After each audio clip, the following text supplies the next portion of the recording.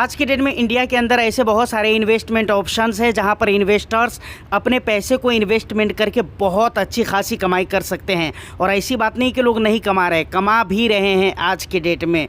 लेकिन उसके बावजूद भी लोग कितना प्यार करते हैं म्यूचुअल फंड और म्यूचुअल फंड SIP को, और इसके पीछे का रीज़न क्या है, इन सारे मुद्दों पर हम बात करेंगे। साथ ही साथ फरवरी महीने और जनवरी महीने का एक डेटा मैं आपके सामने रखने वाला हूं, जिससे आपको ये पता चलेगा कि आखिर इंडिया के अंदर इतने ज़्यादा लोग क्यों म्यूचुअल फंड को चाहते हैं और क्यों SIP को चाहते हैं। तो बिलीव कीजिए कि डेटा दिखने के बाद आपको बिलीव नहीं होगा, लेकिन बिलीव तो करना पड़ेगा।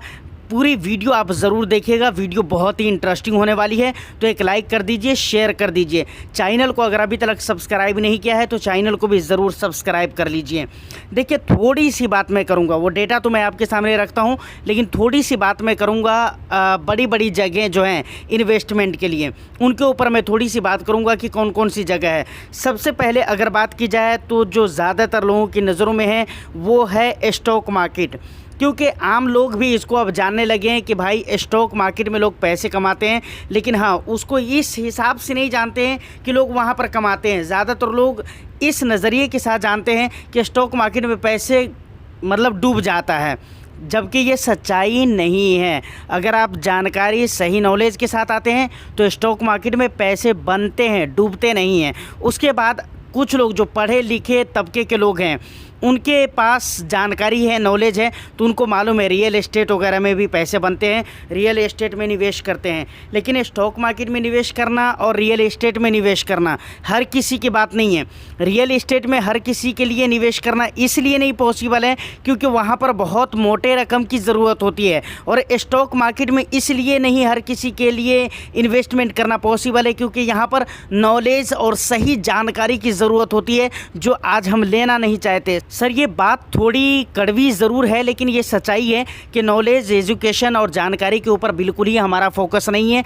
हम ये चाहते हैं कि बिल्कुल पका पकाया हुआ खाना जिस तरह से मिलते हैं उसी तरीके से हमारे को बने हुए पैसे मिल जाए। मतलब कहीं पर भी हम पैसा रखें, कल होकर हमारे पैसे दूने और 3 गुने हो जाने चाहिए। हम इस चक्कर में रहते हैं, नॉलेज लेना ही नहीं चाहते हैं। तो ये सबसे बड़ी बुराई है। उसके बाद अब बात आती है छोटे इन्वेस्टमेंट, जैसे FD RD हो गए, जबकि FD RD भी अपनी जगह पे बड़ा इन्वेस्टमेंट है, लेकिन इसको लोग हल्के में लेते हैं, कोई दिक्कत वाली बात नहीं है। तो यहाँ पर लोग इसलिए नहीं इन्वेस्टमेंट करते हैं और करना चाहते हैं क्योंकि उनका मानना है कि भाई यहाँ पर रिटर्न्स बहुत ही कम मिलते हैं। अब बात आती है म्यूचुअल फ़ंड की। तो म्यूचुअल फ़ंड एक ऐसी जगह है जहाँ पर आपके पास अगर बहुत ज़्यादा टाइम नहीं है, बहुत ज़्यादा नॉलेज नहीं है, उसके बावजूद भी आप इन्वेस्टमेंट करते हैं। रियल इस्टेट में जिस तरीके से इन्वेस्टमेंट करने के लिए बहुत सारे पैसे की ज़रूरत होती है, उस तरह से आपको पैसे की भी ज़रूरत नहीं है।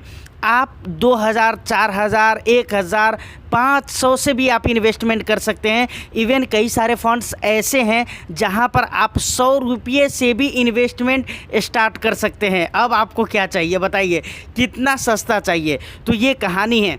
जबकि वहीं पर रिटर्न्स की अगर बात की जाए तो बहुत ही अच्छे रिटर्न्स मिलते हैं, और ये सबसे बड़ा रीज़न है म्यूचुअल फ़ंड के लिए कि बगैर जानकारी, बगैर टाइम और कम पैसे में इन्वेस्टमेंट करके अच्छा खासा रिटर्न्स यहाँ पर मिल जाता है। तो मैं जहाँ तक सोच पा रहा हूँ, मुझे लगता है कि ये सबसे बड़ा रीज़न है जिसकी वजह से लोग म्यूचुअल फ़ंड और म्यूचुअल फ़ंड में SIP के ज़रिए इन्वेस्टमेंट करना ज़्यादा पसंद करते हैं। देखिए, अगर डेटा मैं आपको दिखलाऊँ तो जनवरी के महीने में अभी हाल फिलहाल में ये रिपोर्ट आया है, उसके अकॉर्डिंग मैं आपको बता रहा हूँ। जनवरी के महीने में म्यूचुअल फ़ंड में 21,780 करोड़ रुपये का इन्वेस्टमेंट किया गया था। जी हाँ, जनवरी के महीने में। जबकि अगर फरवरी के महीने में देखा जाए तो ये रिकॉर्ड टूट गया है। फरवरी के महीने में ये आंकड़े कहाँ पर पहुँच चुके हैं? 26,866 करोड़। जी, 26,866 करोड़ पे ये पहुंच चुके हैं, जो कि पिछले कई महीनों से हाई हैं। देखिए, अगर हाल फिलहाल में 5, 6 महीने, 7 महीने आप मार्केट के सिचुएशन को देखेंगे तो आपको लगेगा कि भाई इन्वेस्टर्स को बहुत ही अच्छे रिटर्न्स मिले हैं, और नो डाउट मिले भी हैं। लेकिन उसके बावजूद भी पिछले कई महीने हैं जिन महीनों में इस तरीके का और इस हाई लेवल का इन्वेस्टमेंट म्यूचुअल फंड में नहीं देखने को मिला है। इन्वेस्टमेंट का जो हाई लेवल जनवरी और फरवरी के महीने में देखने को मिल रहा है। उसके बाद अगर मंथली एसआईपी की बात की जाए, ये तो ओवरऑल म्यूचुअल फंड के बारे में मैंने आपको बताया है। अब सिर्फ ये बात करें कि मंथली एसआईपी के ज़रिए कितना इन्वेस्टमेंट किया गया है, लमसम की बात नहीं कर रहा हूँ। ओवरऑल म्यूचुअल फंड्स में जो एसआईपी किए गए हैं वो 18,838 करोड़ के जनवरी के महीने में।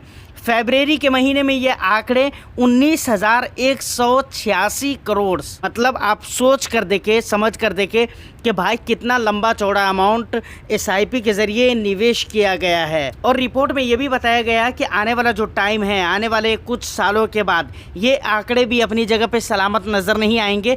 इस आंकड़े को भी लोग पार करेंगे। इन्वेस्टर्स की संख्या दिन ब दिन बढ़ रहे हैं म्यूचुअल फंड के अंदर, और जैसे जैसे म्यूचुअल फंड के बारे में लोग जागरूक हो रहे हैं, लोगों को नॉलेज होता जा रहा है, लोग अपना इन्वेस्टमेंट करते जा रहे हैं, और ये चलता रहेगा।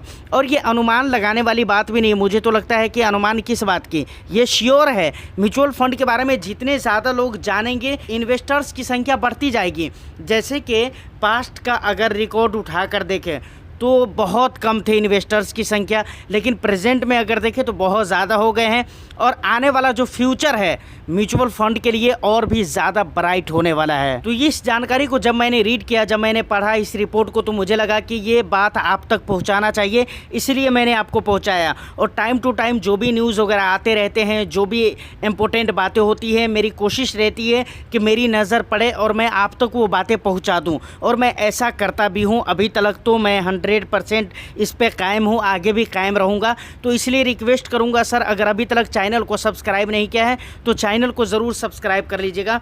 एक बात और भी कहना चाहूँगा, अगर आपने सब्सक्राइब कर लिया है तो सब्सक्राइब करने के बाद ज्वाइन बटन चैनल पे नज़र आता है, वो आपको नज़र आ रहा है या नहीं आ रहा है, हमें इन्फॉर्म ज़रूर कीजिएगा। अगर शो हो रहा है तो आप मुझे कमेंट सेक्शन में यस लिखकर बता दीजिए, मैं समझ जाऊंगा कि हाँ ज्वाइन बटन अब शो होने लगा। क्योंकि इसको लेकर कुछ दिनों से प्रॉब्लम चल रहे थे, जिसकी वजह से ज्वाइन बटन भी फिनेंसर के ऊपर नज़र नहीं आ रहा था। मैंने ऑन कर दिया था कई दिन पहले, तो अब शो हो रहा है या नहीं हो रहा है, आप मुझे यस लिखकर ज़रूर बताइए। फिलहाल आज की इस वीडियो में इतना ही। उम्मीद करता हूं कि वीडियो आपको अच्छी लगी हो। वीडियो अगर अच्छी लगी है तो वीडियो को लाइक कर दीजिए, शेयर कर दीजिए। चैनल को सब्सक्राइब नहीं किया है तो चैनल को सब्सक्राइब ज़रूर कर लीजिए, क्योंकि सब्सक्राइब करने के बाद ही ज्वाइन बटन भी नज़र आता है, अदरवाइज नज़र नहीं आएंगे। All the best, thank you for watching.